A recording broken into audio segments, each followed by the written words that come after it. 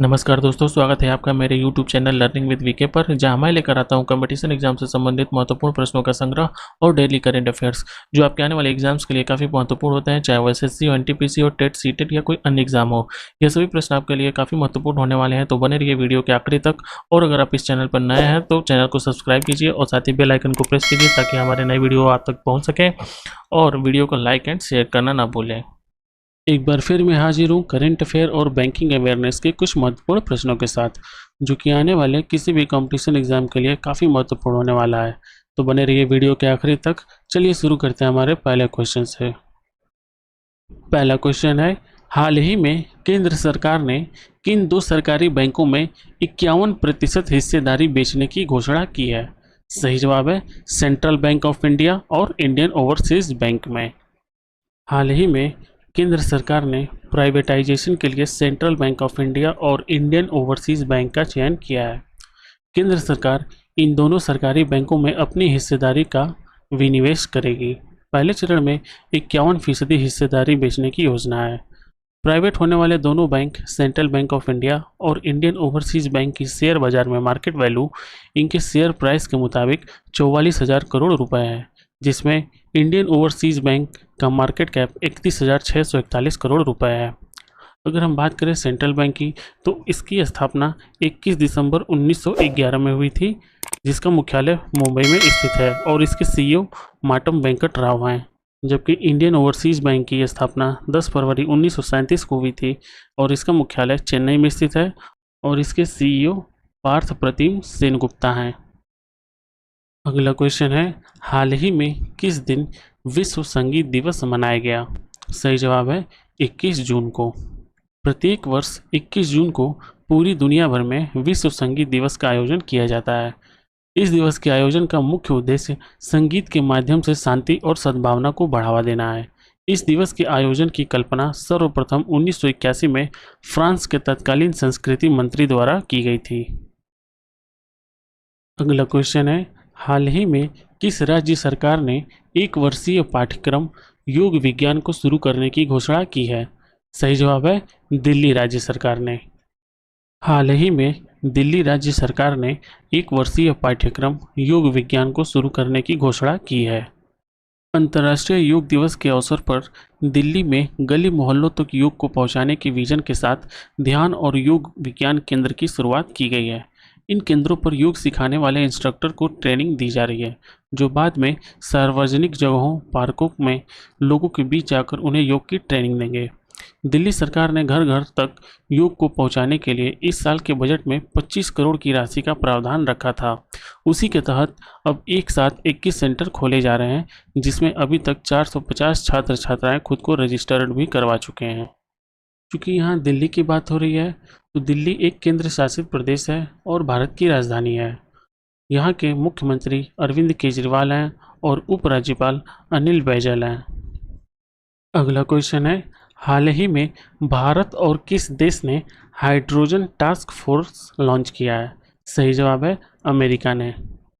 US India strategic partnership forum के अनुसार भारत और अमेरिका ने स्ट्रेटेजिक क्लीन एनर्जी पार्टनरशिप के तहत एक हाइड्रोजन टास्क फोर्स शुरू किया है, जो भारत के ऊर्जा सुरक्षा प्रयासों को बढ़ावा देगा।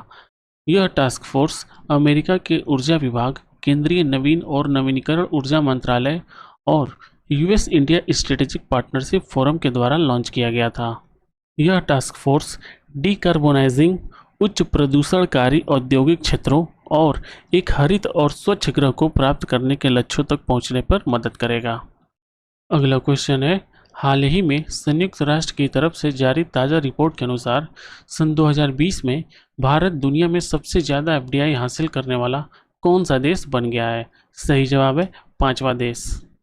कोरोना महामारी के बीच भारत 2020 में सबसे ज़्यादा एफडीआई पाने वाला दुनिया का 5वां देश बन गया है। संयुक्त राष्ट्र की 21 जून को जारी रिपोर्ट के मुताबिक पिछले साल देश में 64 अरब डॉलर की एफडीआई आया है, जो जून 2019 के एफडीआई के 51 अरब डॉलर से 27% ज़्यादा है। इस रिपोर्ट के अनुसार महामारी की वजह से वैश्विक स्तर पर डिजिटल बुनियादी ढांचे और सेवाओं की मांग में तेजी आई है। अगला क्वेश्चन है, हाल ही में वर्ल्ड वाइड फंड यानी कि WWF इंडिया की फॉरेस्ट फ्रंटलाइन हीरोज एम्बेसडर के रूप में किसे नियुक्त किया गया है? सही जवाब है उपासना कामिनेनी को। WWF इंडिया ने अस्पतालों और वन्यजीव संरक्षण क्षेत्र में फ्रंटलाइन कार्यकर्ताओं के प्रयासों की सराहना करने के उद्देश्य से अपोलो हॉस्पिटल के निदेशक उपासना कामिनेनी को फॉरेस्ट फ्रंटलाइन हीरोज के एम्बेसडर के रूप में नियुक्त किया है। उनका फोकस देश भर के कई राज्यों पर होगा जो अधिकांश इको क्षेत्रों को कवर करते हैं। बात करें अगर WWF इंडिया की, तो इसकी स्थापना सन 1969 में हुई थी और इसका मुख्यालय नई दिल्ली में स्थित है। अगला क्वेश्चन है, हाल ही में नवीनतम पुस्तक the 7 since of being a mother के लेखक कौन है? सही जवाब है ताहिरा कश्यप खुराना। मशहूर बॉलीवुड अभिनेता आयुष्मान खुराना की पत्नी ताहिरा कश्यप खुराना ने हाल ही में अपने सोशल मीडिया प्लेटफॉर्म इंस्टाग्राम पर अपनी नई पुस्तक the 7 since of being a mother की घोषणा की है।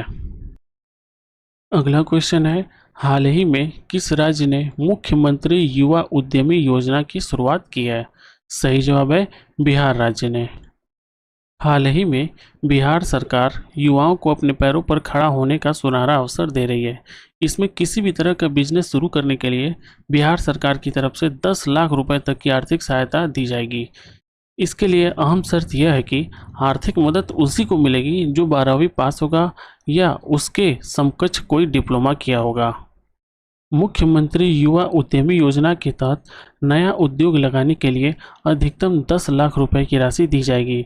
इसमें अधिकतम 5 लाख रुपए अनुदान के रूप में और बाकी 5 लाख रुपए ऋण के रूप में 1% ब्याज पर उपलब्ध कराया जाएगा। यहाँ हम बिहार राज्य की बात कर रहे हैं, तो बिहार की राजधानी पटना है। यहाँ के मुख्यमंत्री नीतीश कुमार हैं और राज्यपाल फागू चौहान हैं। अगला क्वेश्चन है, हाल ही में जान है तो जहान है नामक कोविड टीकाकरण जागरूकता अभियान किस मंत्रालय ने शुरू किया है? सही जवाब है केंद्रीय अल्पसंख्यक मामलों के मंत्रालय ने। केंद्रीय अल्पसंख्यक कार्य मंत्री मुख्तार अब्बास नकवी ने कोविड टीकाकरण के प्रति जागरूकता बढ़ाने और आशंकाओं और अफवाहों को रोकने के लिए हाल ही में जान है तो जहान है अभियान की शुरुआत की है। केंद्रीय अल्पसंख्यक कार्य मंत्री मुख्तार अब्बास नकवी ने उत्तर प्रदेश के रामपुर जिले से इस अभियान की शुरुआत की और कहा कि आने वाले दिनों में इस अभियान का विस्तार पूरे देश में किया जाएगा। अगला क्वेश्चन है, हाल ही में भारत और किस देश ने हिंद महासागर में free and open Indo Pacific नामक द्विपक्षीय नौसैनिक अभ्यास का आयोजन किया है? सही जवाब है जापान देश ने। भारतीय नौसेना और जापानी समुद्री आत्मरक्षा बल के जहाज़ों ने हिंद महासागर में free and open Indo Pacific का अनुभव करने के लिए एक संयुक्त नौसैनिक अभ्यास में भाग लिया। पिछले कुछ वर्षों में भारत और जापान के बीच नौसेना सहयोग का दायरा बढ़ा है। पिछले साल सितंबर के महीने में भारतीय नौसेना और जापानी समुद्री आत्मरक्षा बल ने 3 दिवसीय नौसैनिक अभ्यास का आयोजन किया था।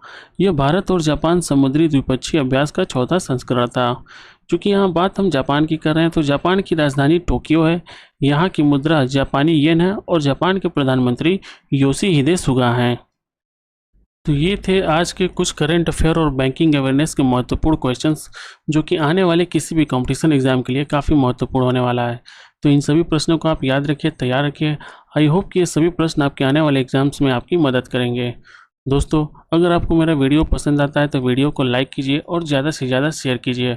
और अभी तक चैनल को आपने सब्सक्राइब नहीं किया है तो चैनल को सब्सक्राइब कर लीजिए और बेल आइकन को प्रेस कर दीजिए, ताकि हमारे ऐसे ही वीडियो आप तक पहुँचते रहें।